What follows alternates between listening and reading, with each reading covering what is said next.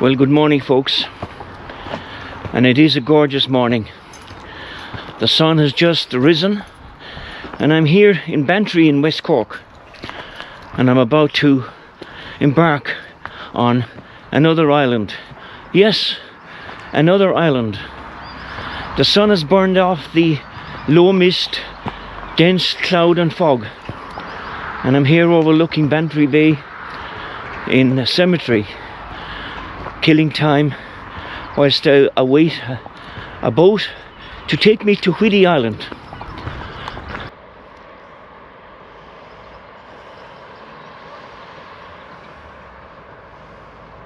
Got out of the bed this morning at an awful unreasonable time of the morning, and a long drive here to Bantry. Looking forward to today's trek. One island again that I've been waiting to get out to. I've all my quota of islands now done, and this is the extra one here. It's a gorgeous morning and the forecast says it's going to be a really beautiful day. So bring it on. A day for walking in the great outdoors once again. The Whiddy Island disaster, also known as the Betelgeuse incident, occurred on the 8th of January 1979 around 1 a.m. when the oil tanker Betelgeuse exploded in Bantry Bay at the offshore jetty for the oil terminal at Whiddy Island. The explosion was attributed to the failure of the ship's structure during an operation to discharge its cargo of oil. The tanker, owned by Total SA, and the oil terminal was owned by Gulf Oil. The explosion and resulting fire claimed the lives of 50 people, 42 French nationals, 7 Irish nationals and 1 British. Only 27 bodies were recovered. A further fatality occurred during the salvage operation with the loss of a Dutch diver. It's a truly gorgeous morning here in Bantry, and I'm looking out there to sea and to my island of destination this morning, Whiddy Island. I'm greatly looking forward to this one. I have the weather and the intention with me today, so looking forward to this island trek. So at this point in time, I'm inviting you all to tag along with me.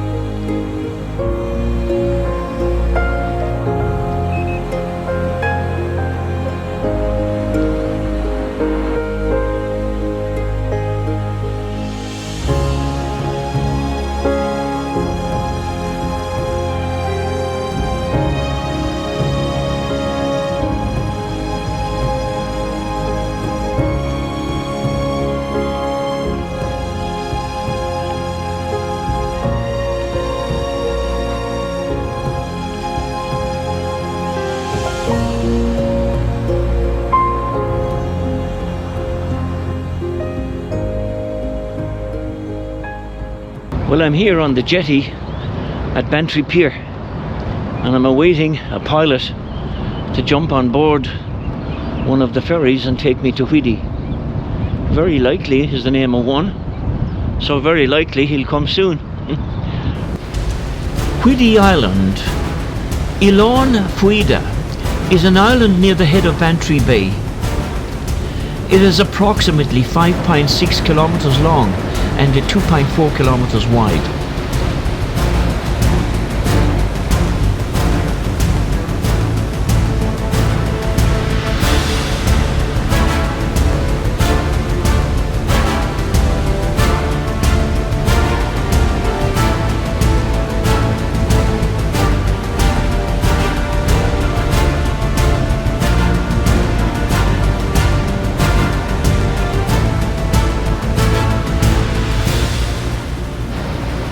The island, as you can see, is linked to the mainland by a local ferry, with return trips several times a day.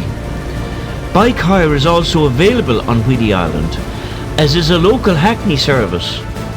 Trips to and from the island and tours of the bay are available during the summer months, incorporating local history, scenery and the indigenous flora and fauna. Walkers and anglers travel to Whiddy Island, and the walking trails there form part of the Sheep's Head Way walking route. There is one pub, the Bank House, which offers food and live music during the summer months.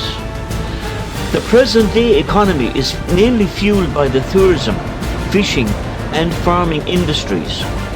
Due to its mild winter temperatures, it has a local reputation for producing the region's earliest potato crop. The island is dominated by a large oil terminal, which was repurposed in the late 20th century to store a significant portion of the Irish Strategic Oil Reserve. At last and finally, I'm on Whiddy Island. Been here many moons ago. Now it's an absolutely stunning morning weather-wise. The sun is brilliant in the sky. Unlike the last few island hops that I embarked upon, grey skies, no sunshine. Today, look at the sky. Another island. So we're getting through the islands at a ferocious rate. In my last video to Hare Island, I said the next island would be a far-flung discovery, a far-flung island. This is not the one I referred to. That one is still cooking in the pot.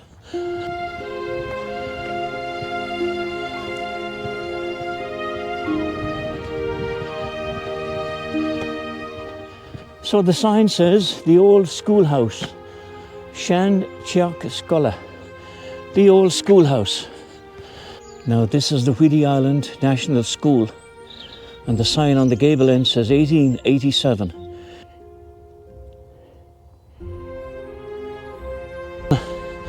But here on the island today, I look like I'm the only walker.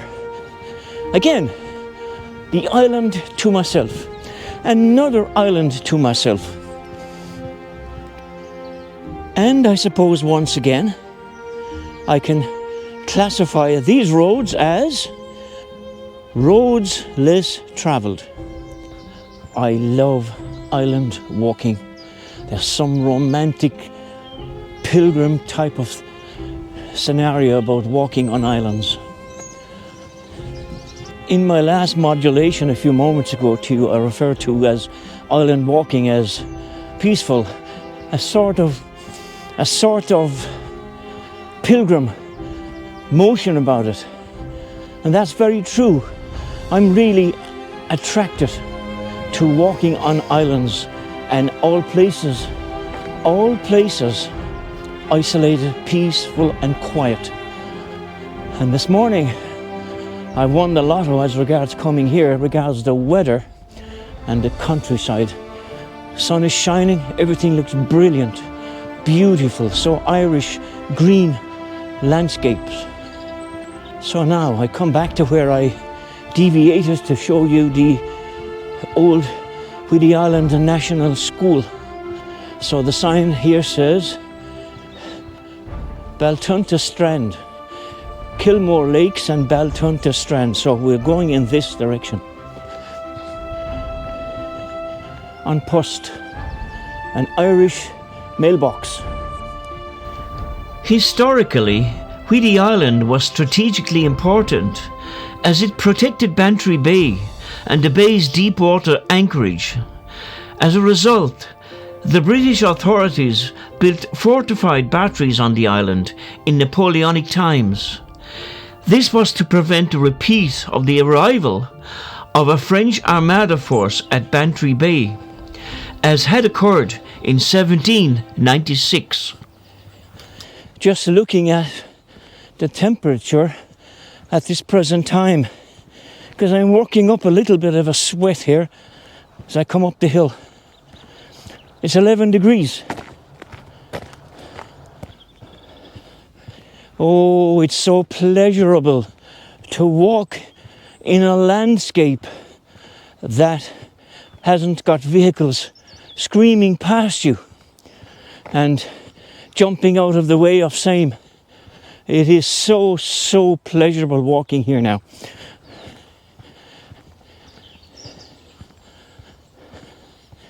So now to my right it says, the sign amongst the picnic tables, tastefully and conveniently laid out. It says the oil terminal and battery. So we obviously need to go there. So we're going to go this way.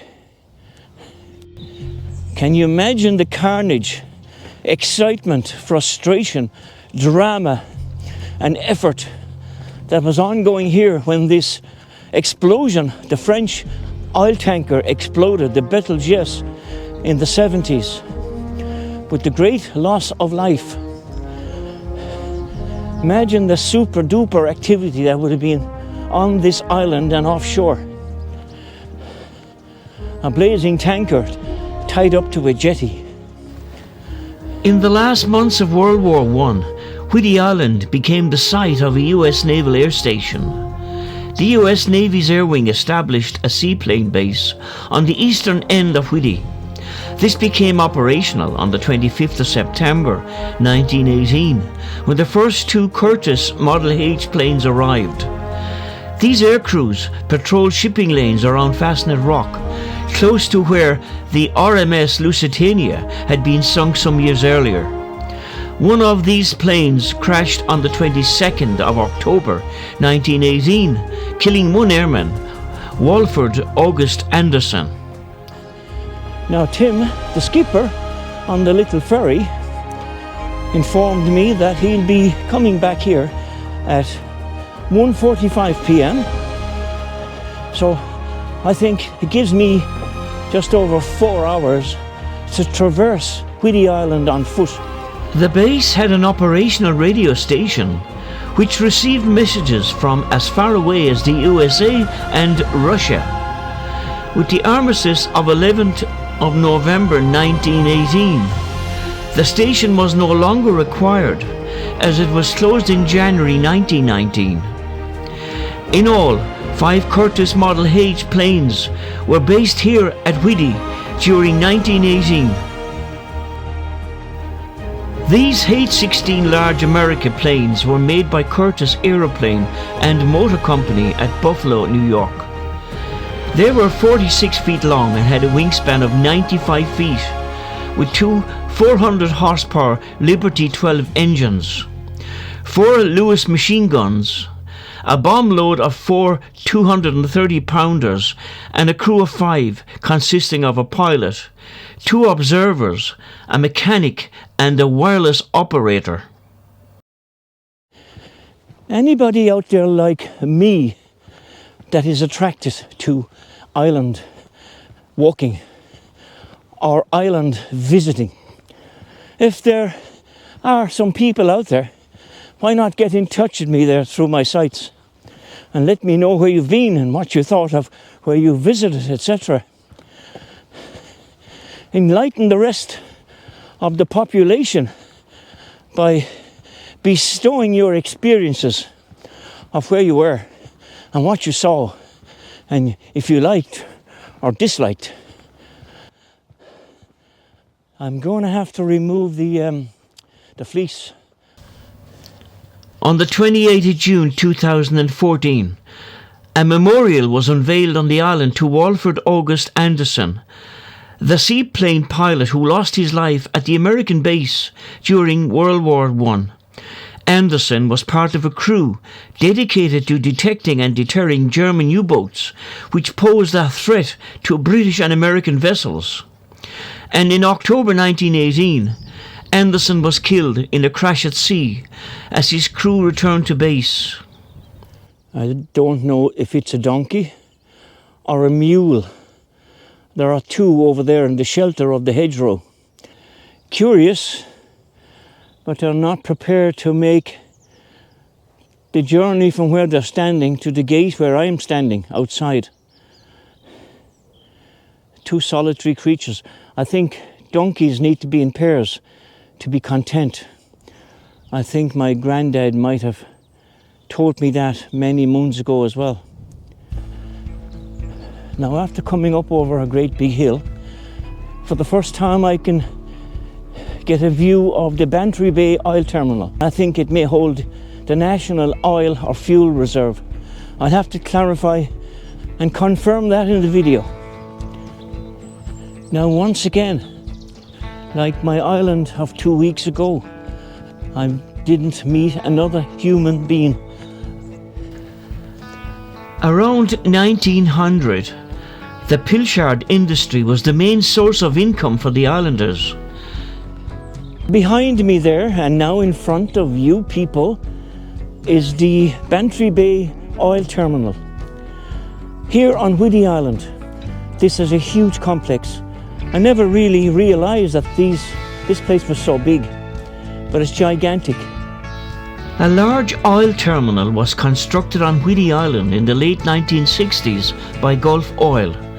This was designed to accommodate the largest supertankers sailing directly from the Middle East. On Monday, the 8th of January 1979, a French tanker, the Betelgeuse, was unloading a cargo of crude oil at the terminal when it exploded. The blast and subsequent fire killed 50 people. The Whiddy Island disaster, or the Betelgeuse incident, is considered to be one of the worst maritime disasters in Irish history. The terminal, which had been operational since 1969, was never fully repaired. It was transferred to the Irish government in 1986, after which it was used to hold much of the Irish strategic oil reserve. The terminal, which was acquired by the Canadian company Zenith Energy in 2015, was sold to the American oil company Sunoco in 2024. The Whiddy terminal comprises of 350 acres of land, which had been purchased at a cost of £120,000 or £342 per acre. During the 18 months of its construction, the Whiddy project employed over 1,000 people and had contributed an average of £30,000 per week into the Bantry economy. It led to a fall in the unemployment figure in the town, and some locals who had emigrated returned to West Cork to avail of the building work. On completion, the terminal provided direct employment for around 100 workers, including on the supply tugs. With no actual revenue from the terminal, the boom to Bantry came directly from the wages of employees, but it wasn't all good news coming from Whiddy. During construction, there were a number of fatal accidents, and work was held up with many strikes. From 1968 to 1979, just over 10 years, there were 33 oil spills recorded at Bantry Bay. On October the 21st, 1974, over 650,000 gallons of oil was pumped into the bay after a 16-inch valve was left open for 30 minutes on the tanker Universe Leader. On January the 10th, 1975, 2 months after the Universe Leader incident, a tugboat collided with the 210,000-ton Afran Zodiac while the tanker was being prepared for sea. One of the side plates was fractured, releasing 115,230 gallons of heavy bunker fuel oil into Bantry Bay.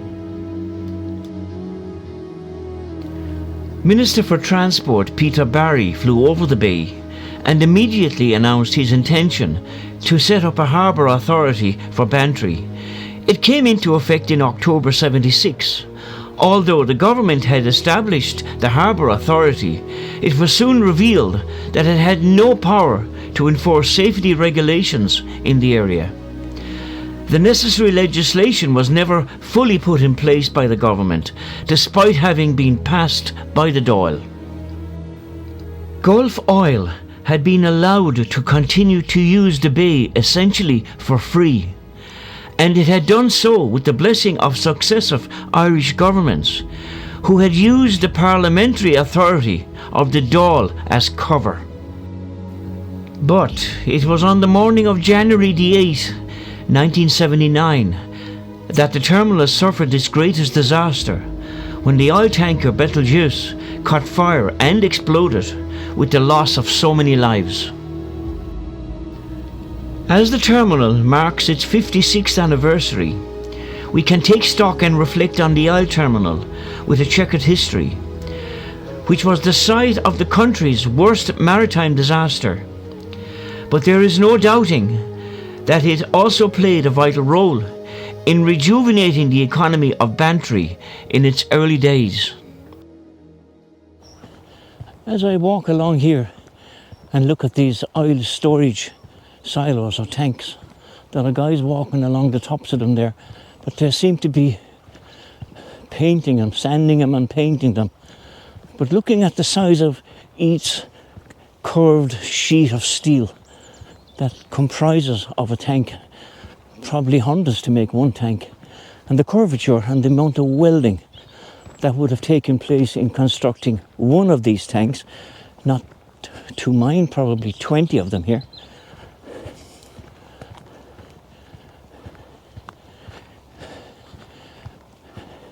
It's a nice quiet place to be working.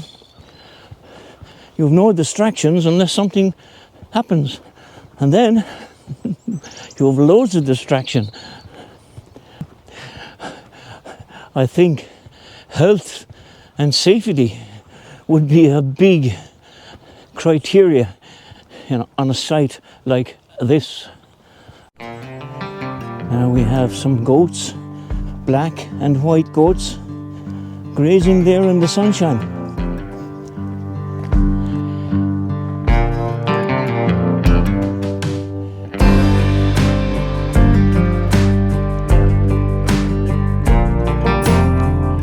So now I'm turning back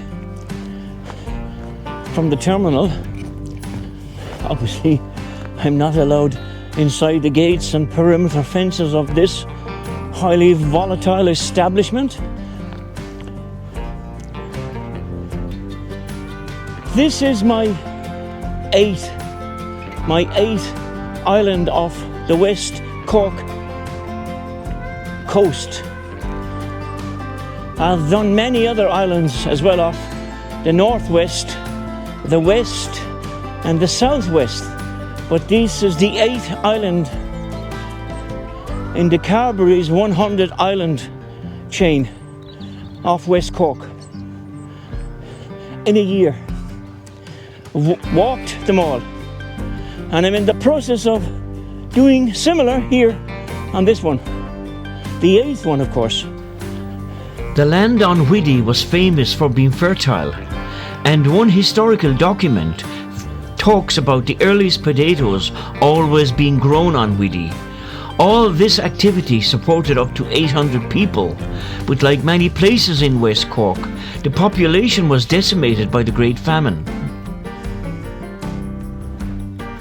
All this solitary walking for hours on end, whether it's on the mainland or on an island like I am right now, is great therapy for the mind and the body.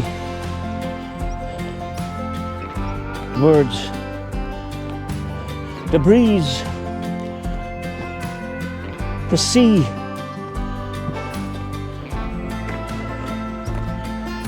the sound of my footsteps on the gravel underfoot. We continue on our merry way, and I have to get myself out over a stile here now. Well, the sunshine, the marvellous sunshine, continues to beam down on my Keown head. Sleeves rolled up. I haven't taken off the fleece. Marshy land there to my right. I'm just wondering what kind of creatures call that their home.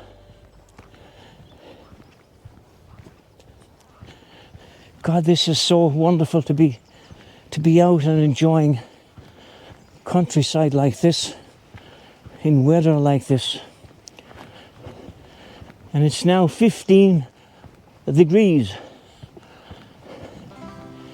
Now the weather is really fining up. Well, it is spring after all. So people will be donning the boots and the walking gear and getting into the great outdoors. And so see all of us. Now, as you can see there by the fluttering of the sheep's wool caught up on the barbed wire, there's quite a stiff easterly breeze blowing. You can see, of those of you that are paying attention to the videos, you can see that I still don't use walking poles. I hate the bloody things. Hate them. Perhaps a time will come when I might have to resort to using one or two. But at the moment, no, thank you.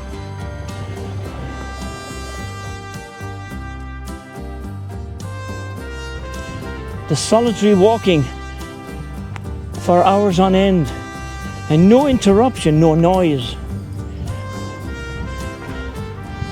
It is just magnificent. Oh, I love it. Yeah, I love it.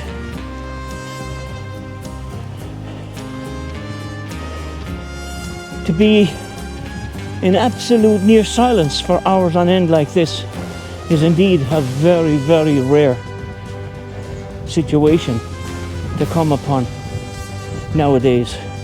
With the racket in the world and the noise of traffic and the chatter of people and industrial noise,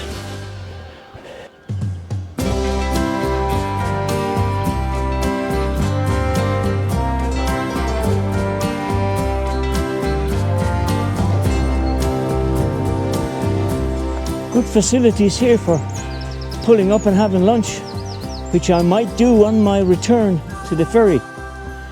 Beautiful location and well back from the little road. Well guys, eventually it got too warm to have the fleece on, so I've removed same. Short sleeves now and t-shirt is the order of the day. Coming along there listening to very prominent bird song. Of course it's spring now and they're looking for mates and building nests and laying eggs and beginning to rear a family. But the bird song is very prolific, really prolific.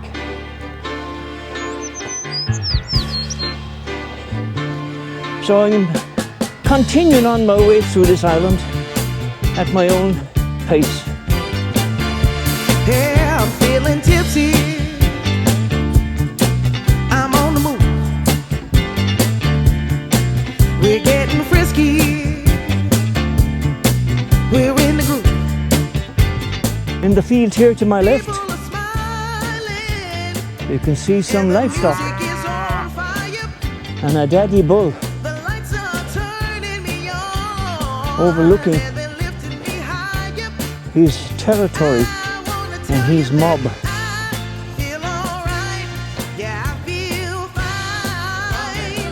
And I love these islands. My goodness me, I love these islands.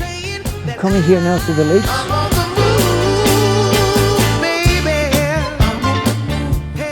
So we'll continue on our way to Ogoboge. Take it easy. I'm feeling cheeky. I'm on high. this road less travelled, there's a fair incline, and this is going to tax the hips, the knees, the ankles and the feet. Now for sure, this is a road less travelled. Feel alright, I feel good. Hey, hey. This is certainly giving you a cardiovascular workout without intention. It's just happening. It has no other choice. And at the top of that heartbreak hill, cardiac hill, I come to a more quieter, serene, green pathway.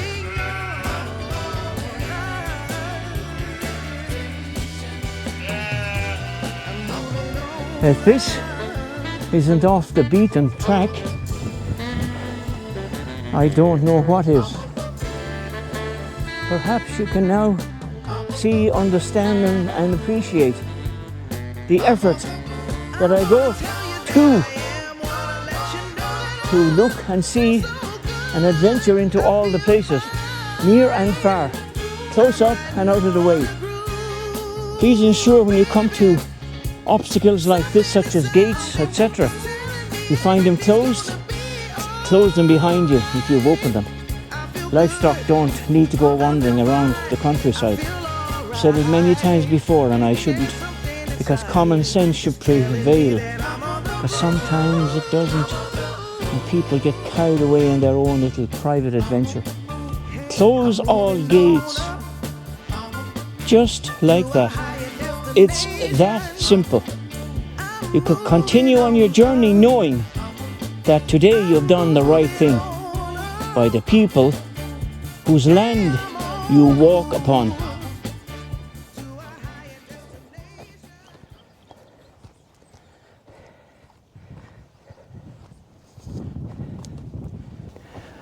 So, as I say I'll do, I'll go and climb up over the stile.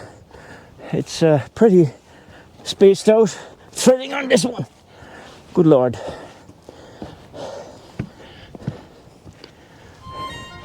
I look over my kingdom here into Bantry Bay, and I suppose I better take the advice and go down backwards, and then I don't fall down.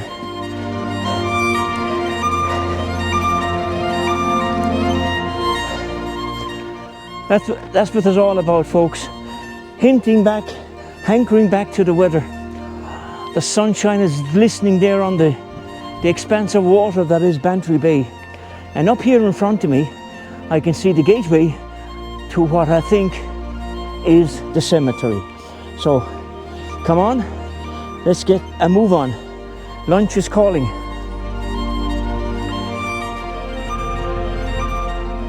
Now this sign says straight ahead, but also at the top you have the two sheep head to head, and it says the sheep's headway.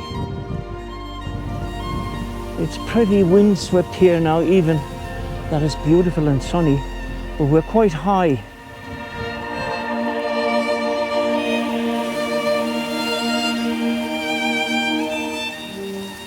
Oh, the scenery here is just outstanding. And now I'm coming to the graveyard. Good gracious me. It's at the tip of the hill, overlooking Bantry Bay. Now these stones that you see here on the floor, those are actually graves. This is a very, very wild place, but the final resting place of many people. And here you have the remains of the church.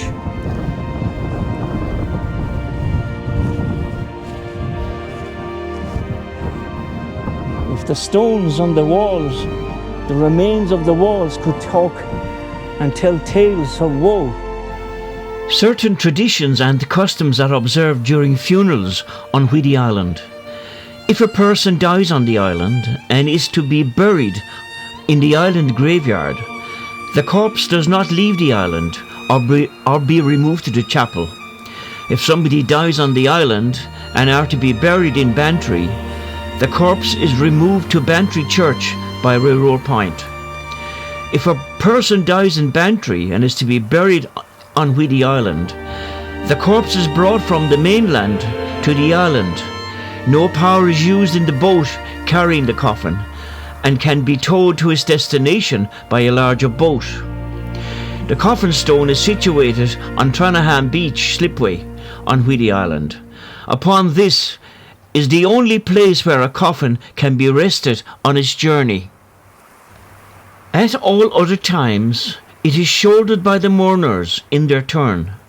A hearse or any other types of transport has never been used on the island for funerals. After a grave has been dug, 3 rolls of sod were peeled from the grave and rolled into crowbars for covering the grave when the corpse has been interred. There are no graves in the northwest corner of this graveyard. This area is reserved for peeling of the sod. If you ever come out and visit Whiddy Island, try and locate this cemetery here on the top of this hill on the loop walk and visit this place. You can feel the vibes from the past here. I mean, it's a wind-swept place, but the scenery is just spectacular. It's quite cool here now in short sleeves, but this is a very lonely place. Places like these I get drawn to. I do, really and truly.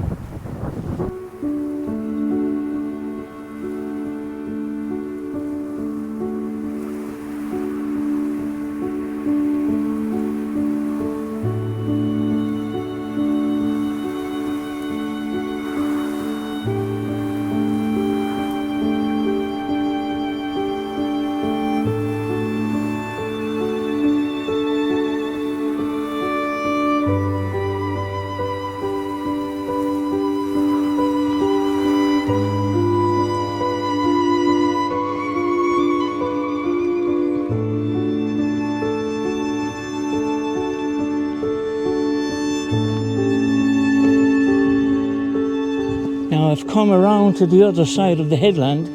The graveyard is up on that hill to my right, where I was not too long ago.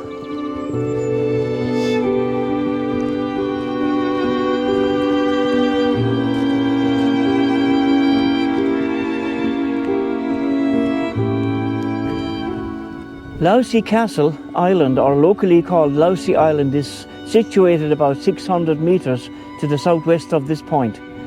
It has a mystical aura about it and has many tales associated with it.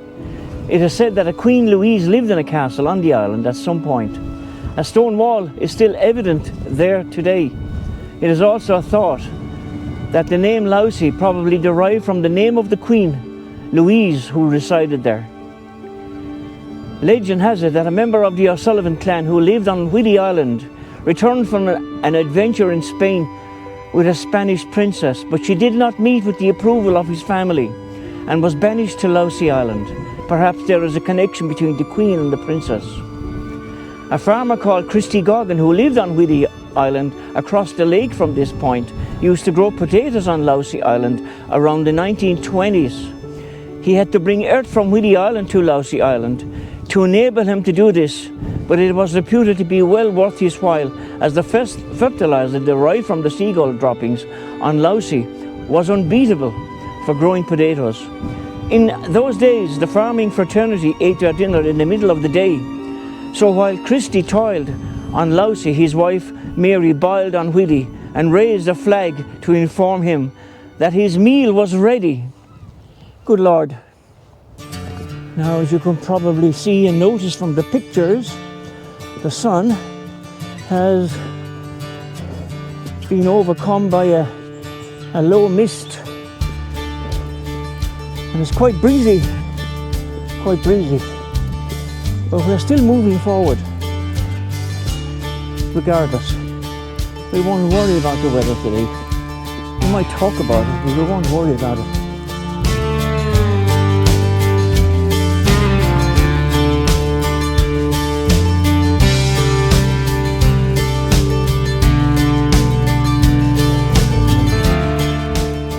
Now, my first time sitting down since I began this morning, and I'm walking 2 hours and 50 minutes now. So I'm going to have the lunch here. I'm going to break out the food and sit down here because it's picnic tables and they're elevated position on the road. There's nobody on, and I'm here on my own and there's nobody around, so I'm having lunch in private, in quietness, which is the way I like it. Well, they say you should never speak or chat with your mouth full. This is what I'm trying to do right now with my mouth full, as I'm indulging here in my lunch. The peace and the quietness here is just beyond all. There's not a human being up or down the little quiet roads. I've seen a few cars and I think they're destined for the oil terminal off out there in the bay. But other than that, no walkers. I still haven't met any walkers. None whatsoever. In the past hour or so, I've met some vehicles going and coming to the oil terminal back yonder, but no walkers here. So, Whiddy Island to myself today. Now you'll notice I put the fleece back on because I'm now facing Bantry Bay once again, and it's there's a stiff easterly breeze blowing in at me.